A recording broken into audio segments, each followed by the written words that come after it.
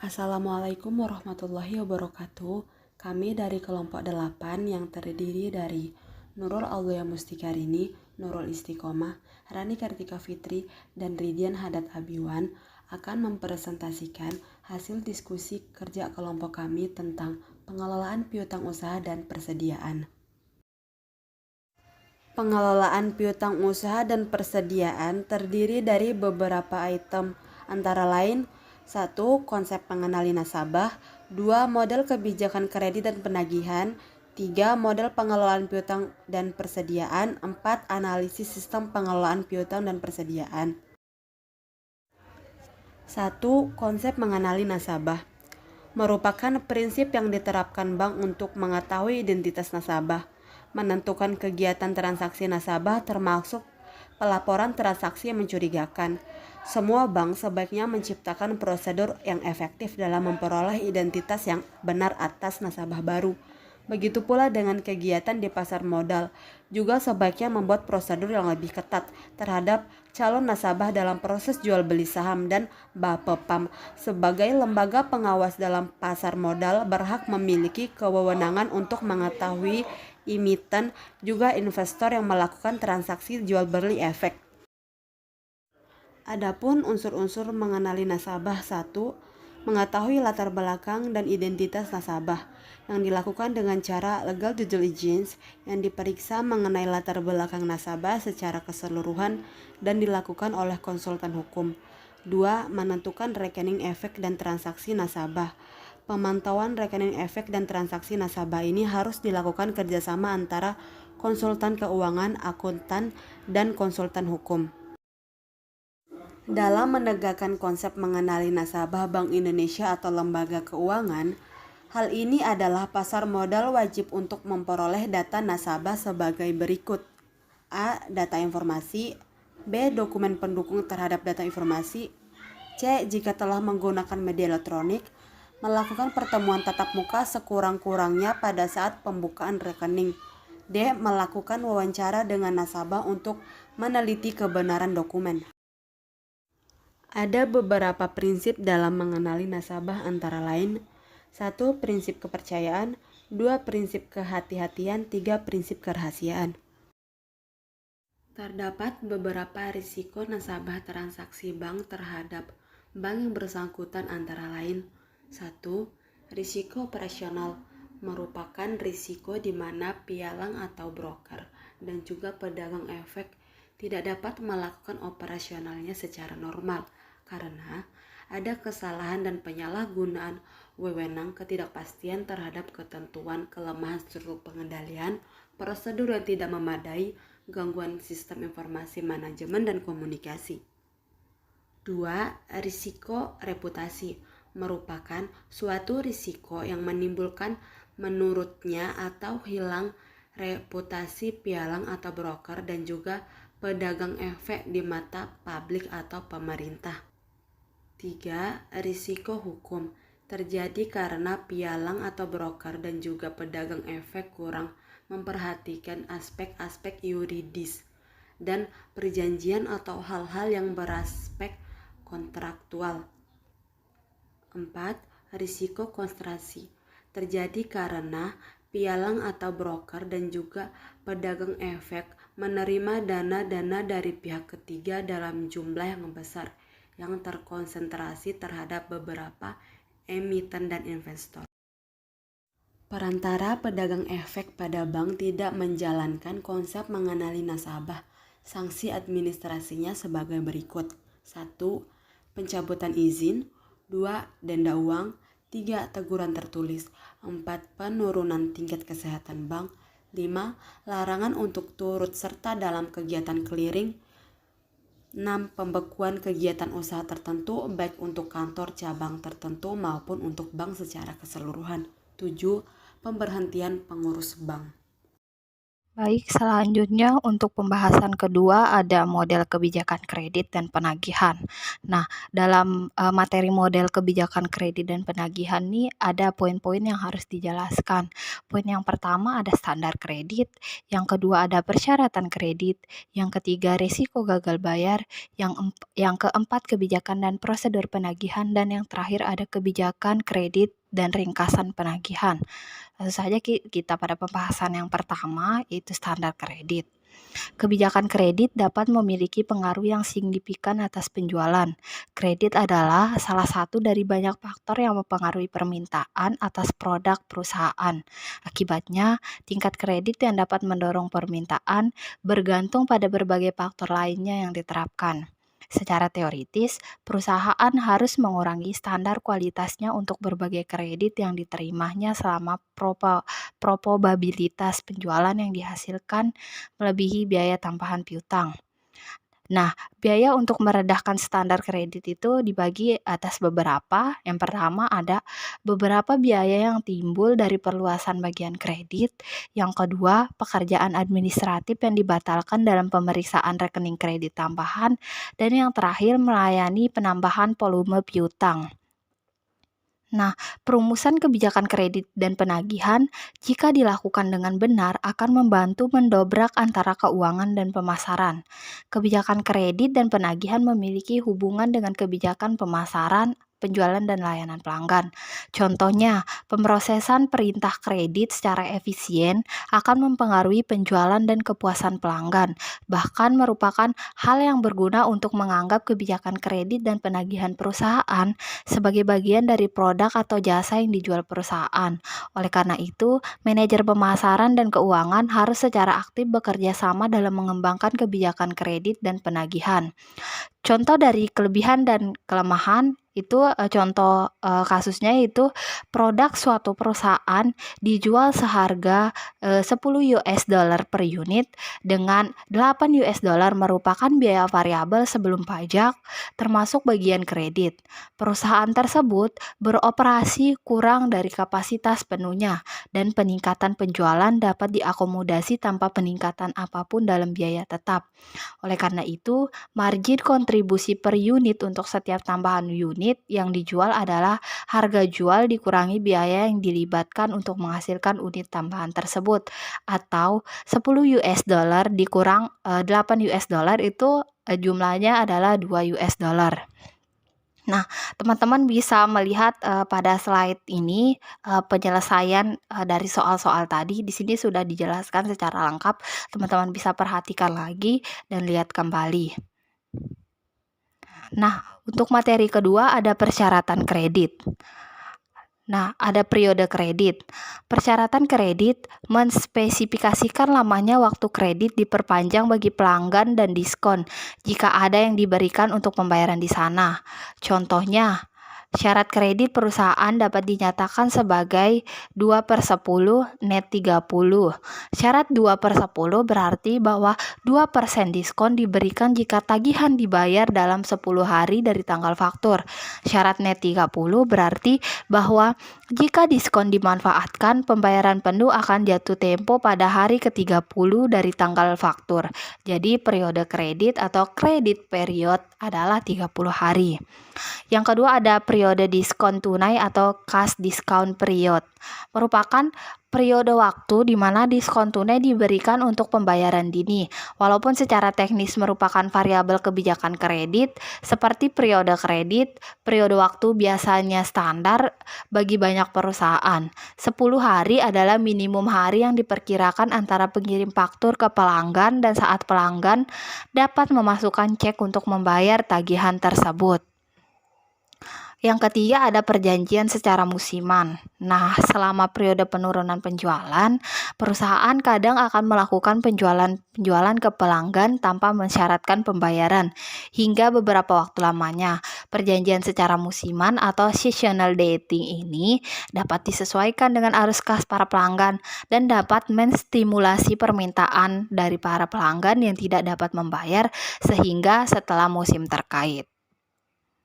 Poin yang ketiga dari pembahasan materi ini ada resiko gagal bayar. Dalam contoh sebelumnya, diasumsikan bahwa tidak ada kerugian akibat piutang tidak tertagih. Berbagai kebijakan standar kredit yang berbeda akan melibatkan berbagai faktor ini. Kebijakan standar kredit optimum tidak selalu merupakan hal yang dapat meminimalkan kerugian akibat piutang tidak tertagih. Nah, teman-teman bisa lihat tabel-tabel yang disajikan di situ. Nah, ini juga merupakan tabel yang bisa teman-teman lihat dan baca lagi lebih detail. Selanjutnya ada kebijakan dan prosedur penagihan. Perusahaan menentukan kebijakan penagihan keseluruhannya dengan menggabungkan berbagai prosedur penagihan yang diharapkannya. Prosedur-prosedur ini meliputi berbagai hal seperti surat, faksimile, panggilan telepon, kunjungan pribadi, dan tindakan hukum.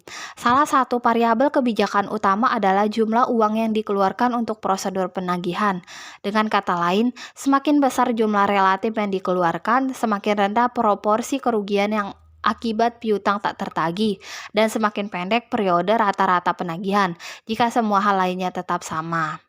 Akan tetapi, semua hubungan tersebut tidaklah linear. Pengeluaran awal penagihan cenderung akan menyebabkan sedikit penurunan dalam kerugian akibat piutang tidak tertagih.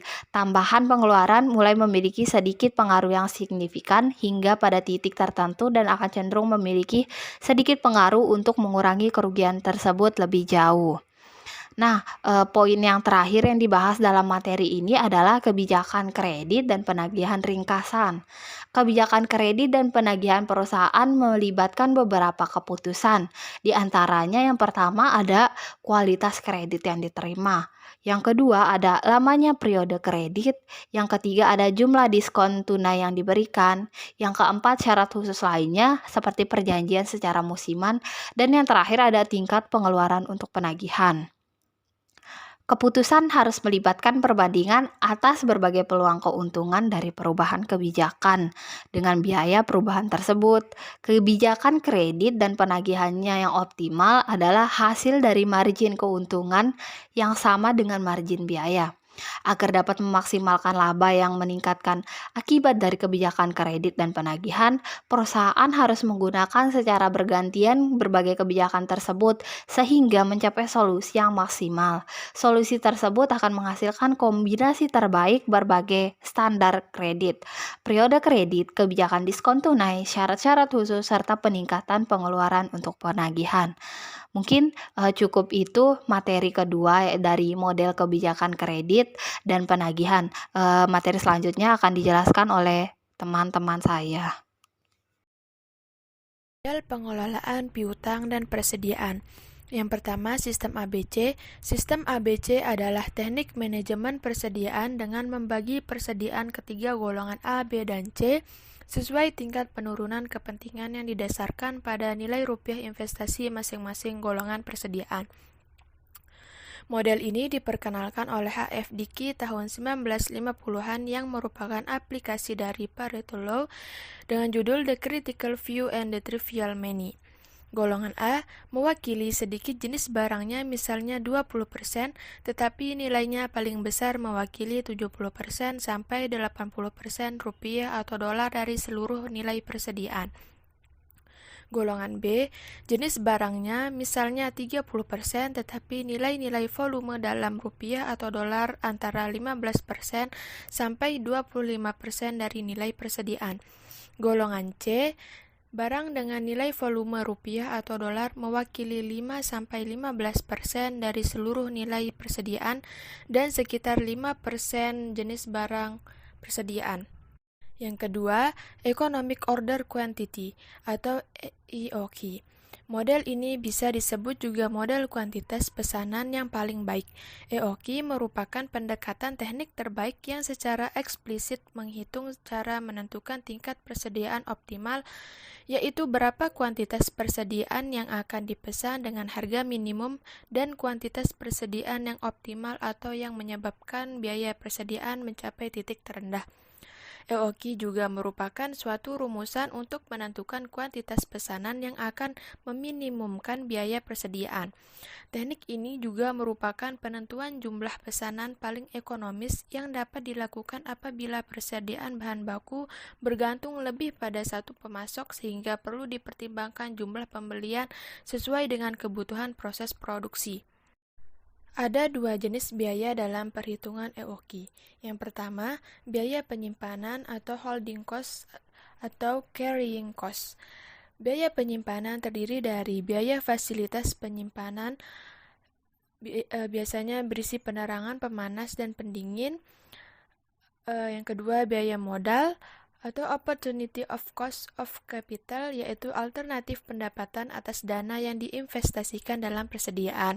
Yang ketiga, biaya keuangan. Keempat, biaya asuransi persediaan. Kelima, biaya pencurian, pengerusakan, dan perampokan. Yang keenam, biaya penanganan persediaan dan lainnya. Rumusnya, CC sama dengan C kali P kali A, di mana Q sama dengan kuantitas pesanan, S sama dengan penjualan tahunan, N frekuensi pemesanan, C biaya penyimpanan, P harga beli per unit. Persediaan rata-ratanya sama dengan Q bagi 2 sama dengan S per N bagi 2. Yang kedua, biaya pemesanan atau order cost. Biaya pemesanan terdiri dari pemrosesan pesanan dan biaya ekspedisi, upah, biaya telepon dan pengeluaran surat menyurat, biaya pengepakan dan penimbangan, biaya pemeriksaan atau inspeksi penerimaan, biaya pengiriman ke gudang, biaya hutang lancar, dan sebagainya. Total biaya pesanan sama dengan F kali N, di mana F biaya tetap untuk setiap pesanan, N frekuensi pemesanan dalam setahun, S jumlah kebutuhan atau penjualan tahunan dalam unit, C biaya simpan dalam persentase atas nilai persediaan, P harga beli unit persediaan, H total biaya simpan atau C kali P. Rumusnya EOQ sama dengan akar kuadrat dari 2 kali F kali S per C kali P. Jumlah pesanan optimal per tahun, yakni N sama dengan D per Q. Dan yang ketiga adalah biaya kehabisan atau kekurangan bahan adalah biaya yang timbul apabila persediaan tidak mencukupi adanya permintaan bahan. Biaya-biaya yang termasuk biaya kekurangan bahan adalah kehilangan penjualan, kehilangan pelanggan, biaya pemesanan khusus, biaya ekspedisi, selisih harga, terganggunya operasi, tambahan pengeluaran kegiatan manajerial, dan sebagainya. Asumsi-asumsi dalam model EOQ adalah 1. Jumlah kebutuhan bahan mentah sudah dapat ditentukan lebih dahulu secara pasti untuk penggunaan selama 1 tahun atau 1 periode. Kedua, penggunaan bahan selalu pada tingkat yang konstan secara kontinu. Yang ketiga, pesanan persis diterima pada saat tingkat persediaan sama dengan 0 atau di atas safety stock. Yang keempat, harga konstan selama periode tersebut. Contoh dari EOQ adalah, soalnya PT Maju Jaya pada tahun yang akan datang membutuhkan bahan baku sebanyak 240.000 unit. Harga bahan baku per unit Rp2.000, biaya pesan untuk setiap kali melakukan pemesanan sebesar Rp150.000, sedangkan biaya penyimpanan sebesar 25% dari nilai rata-rata persediaan. Yang diminta, berapa jumlah pemesanan yang paling ekonomis? B. Berapa kali pemesanan yang harus dilakukan dalam setahun?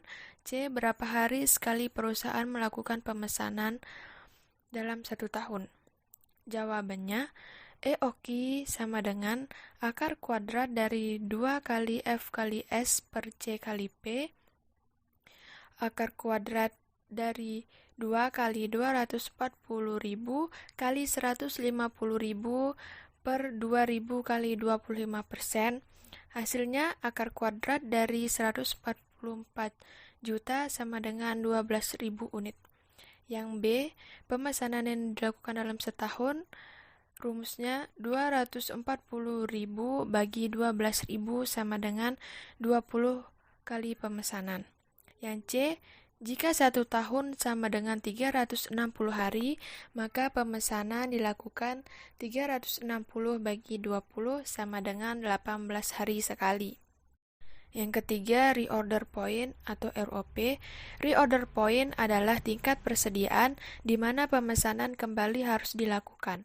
Model persediaan mengasumsikan bahwa suatu perusahaan akan menunggu sampai tingkat persediaannya mencapai 0 sebelum perusahaan memesan kembali dan dengan seketika kiriman yang dipesan akan diterima.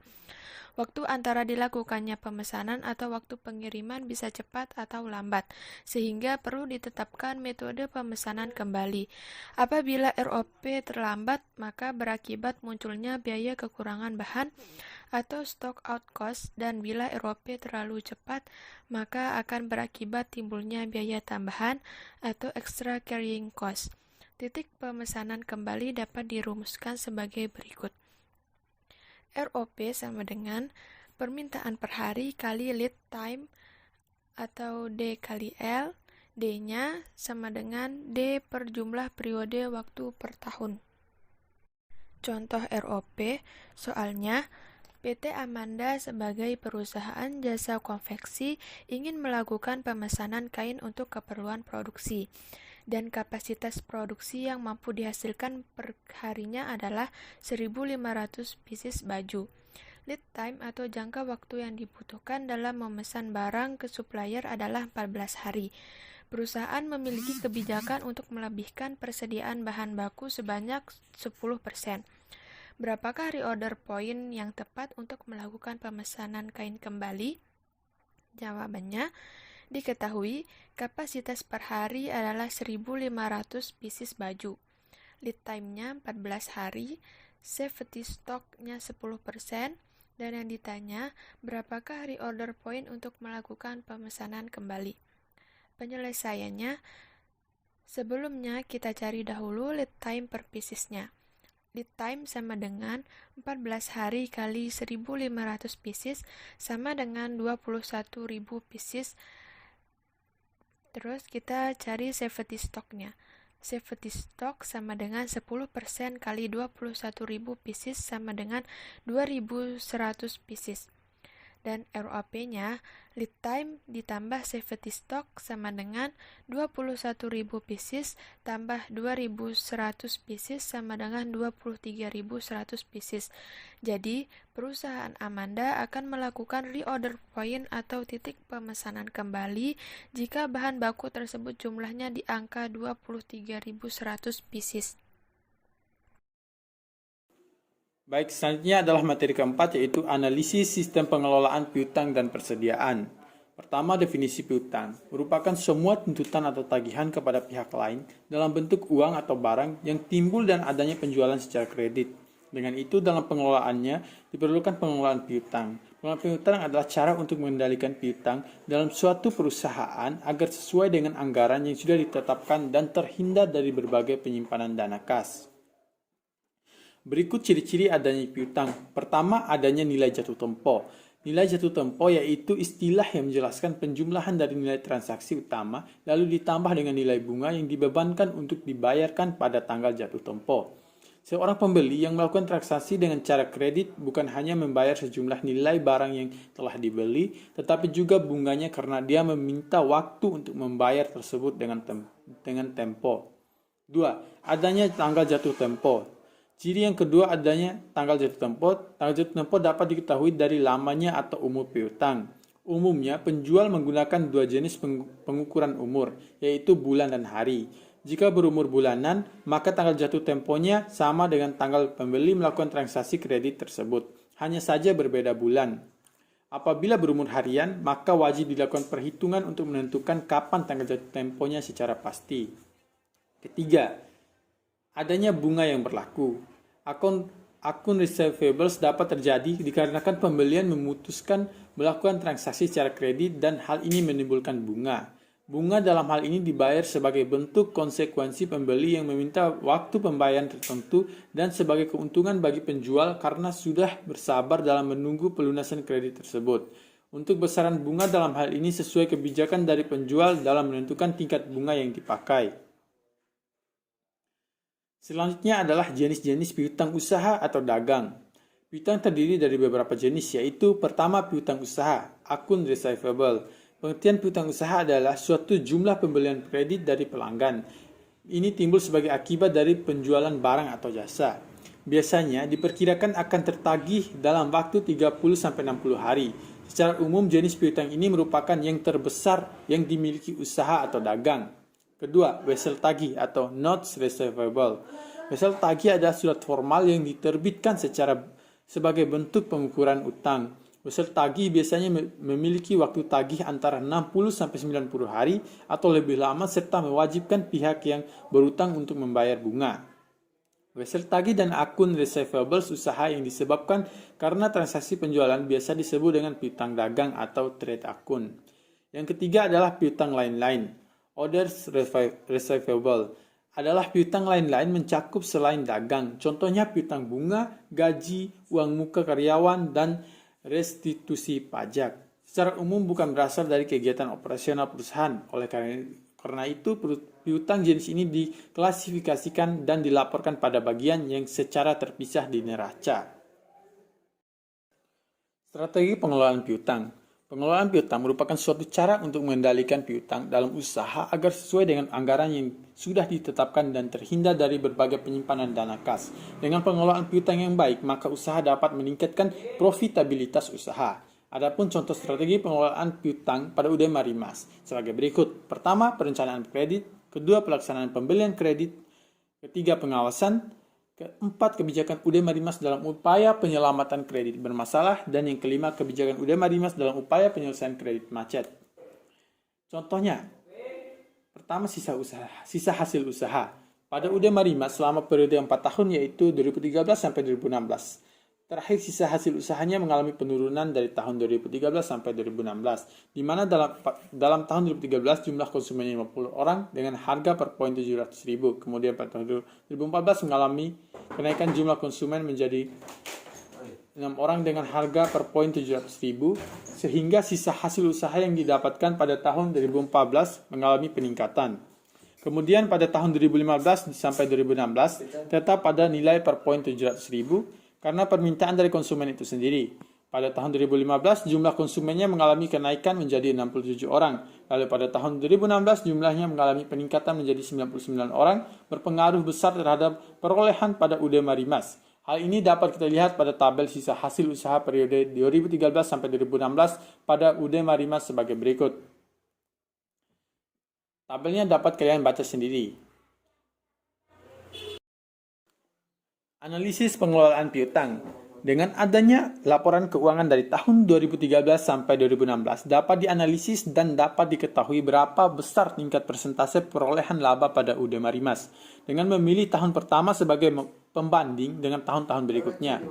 Penjualan kredit dari tahun 2013 sampai 2016 mengalami kondisi yang sangat stabil, di mana penjualan kredit pada tahun ke tahun mengalami kenaikan. Hal ini diakibatkan karena permintaan dan kebutuhan konsumen yang berbeda-beda dan konsumen yang semakin konsumtif. Permintaan masyarakat juga dipengaruhi oleh pekerjaan yang dimiliki oleh para konsumen adalah rata-rata petani. Namun, UD Marimas selalu menawarkan keringanan kepada konsumennya dalam hal pembayaran. Yang penting konsumennya jujur terhadap keadaan ekonomi yang dihadapinya pada saat itu dan akan mempertanggungjawabkan pembayaran barang yang dikredit. Penjualan kredit piutang rata-rata dan periode pengumpulan piutang pada UD Marimas tahun 2013-2016 dapat kalian lihat pada tabel tersebut. Baik, selanjutnya adalah materi persediaan. Pengertian.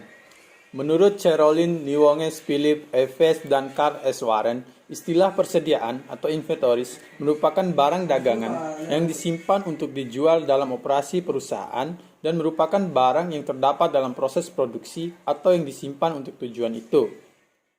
Pengertian persediaan secara umum merupakan faktor penting dalam menentukan kelancaran operasi perusahaan. Hampir di setiap perusahaan memiliki persediaan. Perbedaan untuk masing-masing perusahaan tersebut adalah jenis persediaannya. Selanjutnya adalah jenis-jenis persediaan. Pertama, jenis persediaan menurut fungsinya. Jenis persediaan menurut fungsinya ini dibagi lagi. Yang pertama, bulk stock atau lot size inventory. Merupakan persediaan yang diadakan karena kita membeli atau membuat barang-barang dalam jumlah yang lebih besar dari jumlah yang dibutuhkan pada saat itu.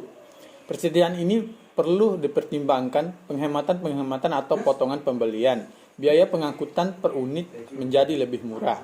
Kedua, fluctuation stock. Persediaan ini diadakan apabila terjadi fluktuasi permintaan konsumen pada saat yang tidak dapat diramalkan. Dan yang ketiga, anticipation stock. Persediaan ini diadakan pada saat permintaan konsumen dapat diramalkan berdasarkan pengalaman atau data tahun lalu. Dalam hal ini, perusahaan dapat mengadakan persediaan musiman, seasonal inventories, dan persediaan ini juga untuk mengatasi permintaan yang meningkat. Jenis-jenis persediaan selanjutnya menurut cara pengolahannya dan produksi barang. Yang pertama itu persediaan bahan baku, raw material stock. Yang kedua, persediaan bagian produksi, purchase parts atau komponen stock. Yang ketiga, persediaan bahan pelengkap atau supplier stock. Yang keempat, persediaan barang setengah jadi atau barang dalam proses atau works in process progress. Selanjutnya adalah biaya persediaan. Biaya persediaan ini dibagi menjadi 4. Yang pertama, biaya penyimpanan atau holding cost atau carrying cost, yaitu biaya-biaya yang timbul karena perusahaan menyimpan persediaan. Contohnya biaya fasilitas, biaya asuransi persediaan, biaya pajak persediaan, biaya pencurian, pengerusakan, dan lain sebagainya. Yang kedua, biaya pemesanan atau pembelian ordering cost. Biaya ini meliputi pemrosesan, pesanan dan ekspedisi, biaya telepon, pengukuran surat menyurat, biaya perlengkapan dan penimbangan, biaya pengiriman ke gudangan, dan lain sebagainya. Yang ketiga adalah biaya penyiapan pabrik atau setup cost manufacturing. Biaya ini meliputi biaya mesin-mesin menganggur, biaya penyimpanan tenaga kerja langsung, biaya penjadwalan, biaya ekspedisi, dan lain sebagainya. Dan yang terakhir, yang keempat, biaya habisan atau kekurangan bahan, shortage cost. Biaya ini meliputi kehilangan penjualan, kehilangan pelanggan, biaya pemesanan khusus, biaya ekspedisi, selisih harga, terganggunya operasi, tambahan pengeluaran kegiatan manajerial, dan lain sebagainya. Selanjutnya materi tentang Economical Order Quantity. EOQ ini adalah jumlah kuantitas bahan yang dibeli pada setiap kali pembelian dengan biaya yang paling minimal. EOQ tercapai pada saat biaya pesan sama dengan biaya simpan. EOQ dalam pengaturan persediaan bertujuan untuk meminimalkan total biaya serta menyimpan persediaan dan biaya pemesanan. Kategori biaya dalam model EOQ ini, pertama ada biaya pemesanan dan yang kedua ada biaya tercatat.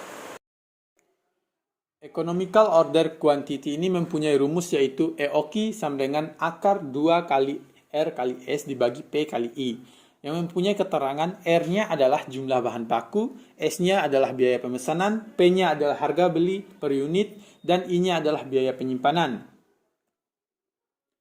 Selanjutnya adalah contoh kasusnya. PT Maju Jaya pada tahun yang akan mendatang membutuhkan bahan baku sebanyak 240.000 unit. Harga beli bahan baku tersebut per unitnya adalah 2.000, biaya pesan untuk setiap kali melakukan pemesanan sebesar 150.000, sedangkan biaya penyimpanan sebesar 25% dari nilai rata-rata persediaan. Yang ditanyakan adalah pertama, berapa jumlah pemesanan yang paling ekonomis atau EOQ-nya. Yang kedua adalah berapa kali pemesanan yang harus dilakukan setahun. Dan yang ketiga adalah berapa hari sekali perusahaan melakukan pemesanan jika satu tahun itu sama dengan 360 hari. Ya, jawabannya adalah pertama, EOQ. EOQ ini mempunyai rumus yaitu tadi akar 2 kali R kali S yaitu dibagi P kali I. Yaitu akar 2 dikali 240.000 dikali 150.000 dibagi 2.000 dikali 25%. Akar 72 juta dibagi 500 yaitu akar 144 juta. Akar 144 juta ini sama dengan 12.000. Pertanyaan keduanya yaitu jawaban pertanyaan kedua. Pemesanan yang dilakukan dalam setahun adalah 240.000 dibagi 12.000 sama dengan 12 kali pemesanan. Jawaban yang ketiga adalah jika satu tahun 360 hari maka pemesanan dilakukan adalah 360 dibagi 20 sama dengan 18 hari sekali. Baik, sekian itu saja presentasi dari kelompok kami. Lebih dan kurangnya kami mohon maaf. Akhir kata, wassalamualaikum warahmatullahi wabarakatuh.